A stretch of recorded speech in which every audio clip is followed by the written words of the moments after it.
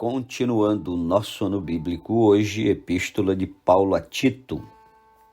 Paulo, servo de Deus e apóstolo de Jesus Cristo, para promover a fé que é dos eleitos de Deus e o pleno conhecimento da verdade segundo a piedade, na esperança da vida eterna, que o Deus que não pode mentir prometeu antes dos tempos eternos e em tempos devidos manifestou a sua palavra mediante a pregação que me foi confiada por mandato de Deus nosso Salvador, a Tito, verdadeiro filho segundo a fé comum, graça e paz da parte de Deus Pai e de Cristo Jesus nosso Salvador. Por esta causa te deixei em Creta, para que pusesses em ordem as coisas restantes, bem como em cada cidade constituísses presbíteros conforme te prescrevi. Alguém que seja irrepreensível, marido de uma só mulher, que tenha filhos crentes, que não são acusados de dissolução, nem são insubordinados, porque é indispensável que o bispo seja irrepreensível como despenseiro de Deus, não arrogante, não irascível, não dado ao vinho, nem violento, nem cobiçoso de torpe ganância.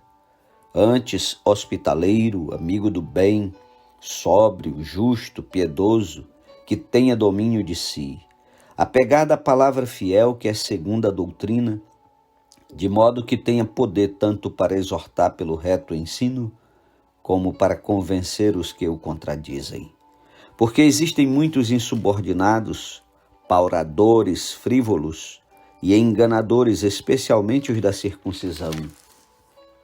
É preciso fazê-los calar, porque andam pervertendo casas inteiras, ensinando o que não devem por torpe ganância. Foi mesmo dentre eles um seu profeta que disse: cretenses, sempre mentirosos, feras terríveis, ventres preguiçosos. Tal testemunho é exato. Portanto, repreende-os severamente, para que sejam sadios na fé, e não se ocupem com fábulas judaicas, nem com mandamentos de homens desviados da verdade. Todas as coisas são puras para os puros. Todavia, para os impuros e descrentes nada é puro, porque tanto a mente como a consciência deles estão corrompidas. No tocante a Deus, professam conhecê-lo, entretanto negam por suas obras.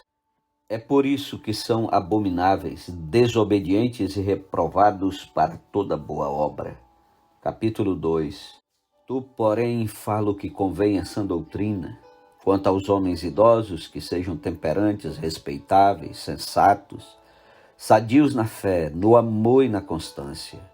Quanto às mulheres idosas, semelhantemente, que sejam sérias em seu proceder, não caluniadoras, não escravizadas a muito vinho, sejam mestras do bem, a fim de instruírem as jovens recém-casadas a amarem ao marido e a seus filhos, a serem sensatas, honestas, boas donas de casa, bondosas, sujeitas ao marido, para que a palavra de Deus não seja difamada. Quanto aos moços, de igual modo, exorta-os para que em todas as coisas sejam criteriosos. Torna-te pessoalmente padrão de boas obras. No ensino mostra integridade, reverência, linguagem sadia e irrepreensível, para que o adversário seja envergonhado, não tendo indignidade nenhuma que dizer a nosso respeito. Quanto aos servos, que sejam em tudo obedientes ao seu Senhor, dando-lhe motivos de satisfação. Não sejam respondões, não furtem, pelo contrário, deem prova de toda fidelidade, a fim de ornar em todas as coisas a doutrina de Deus nosso Salvador. Porquanto a graça de Deus se manifestou salvadora a todos os homens, educando-nos para que, renegadas a impiedade e as paixões mundanas, vivamos no presente século sensata, justa e piedosamente, aguardando a bendita esperança e a manifestação da glória do nosso grande Deus e Salvador Cristo Jesus, o qual a si mesmo se deu por nós, a fim de remir-nos de toda iniquidade e purificar para si mesmo um povo exclusivamente seu, zeloso de boas obras.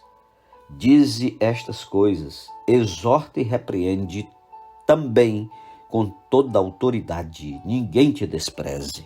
Capítulo 3. Lembra-lhes que se sujeitem aos que governam, às autoridades, sejam obedientes, estejam prontos para toda boa obra.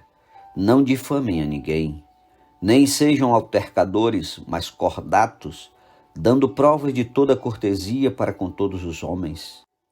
Pois nós também outrora éramos nécios, desobedientes, desgarrados, escravos de toda sorte de paixões e prazeres, vivendo em malícia e inveja, odiosos e odiando-nos uns aos outros.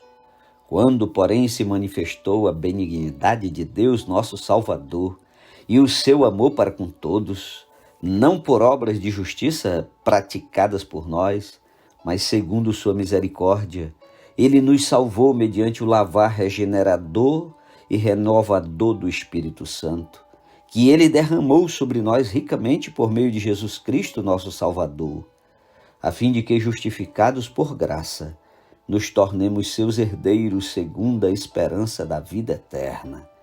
Fiel é esta palavra, e quero que no tocante a estas coisas faças afirmação confiadamente, para que os que têm crido em Deus sejam solícitos na prática de boas obras. Estas coisas são excelentes e proveitosas aos homens. Evita discussões insensatas, genealogias, contendas e debates sobre a lei, porque não têm utilidade e são fúteis. Evita o homem faccioso depois de admoestá-lo primeira e segunda vez, pois sabes que tal pessoa está pervertida e vive pecando, e por si mesma está condenada.